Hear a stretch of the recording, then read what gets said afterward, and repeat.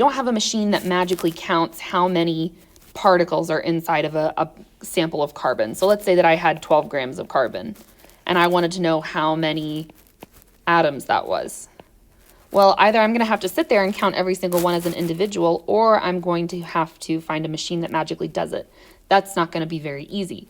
So instead, we have found a way to figure out how many particles are inside of a sample by using something as simple as a balance, as simple as a scale. So the way that you find the molar mass, the mass of 1 mole of a substance, is you look at the atomic mass on the periodic table. And that's these numbers down here, 24.3, 35.4, and 6.9. So let's say that I needed for my experiment a mole of lithium. I need 6.02 times 10 to the 23rd particles or atoms of lithium.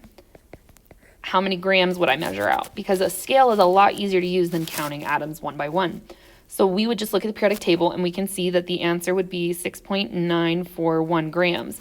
So if you take your lithium sample and you take your balance and you measure 6.941 grams, you will have roughly 6.02 times 10 to the 23rd atoms of lithium.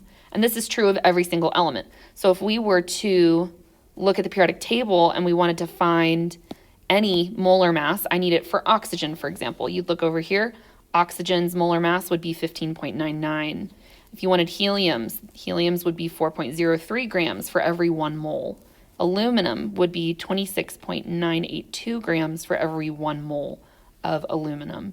And that's the case for every single element. So it makes it very easy for scientists to be able to get their experiments to work correctly simply by looking at the periodic table and knowing, all right, if I just measure out, 28.086 grams of silicon, then I will have a mole of silicon. And this is just really, really useful for us.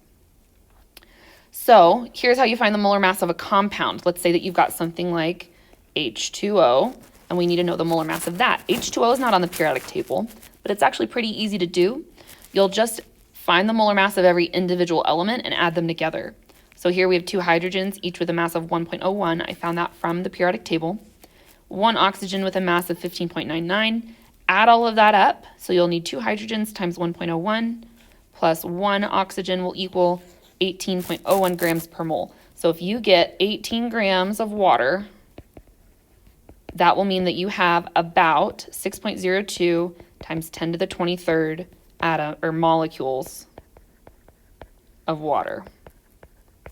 That's how this works.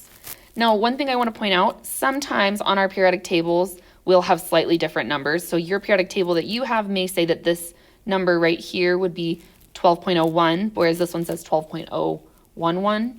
A difference of a few decimal places is not going to be a huge deal for high school chemistry, but the more decimal places you have, typically the more accurate your measurements will be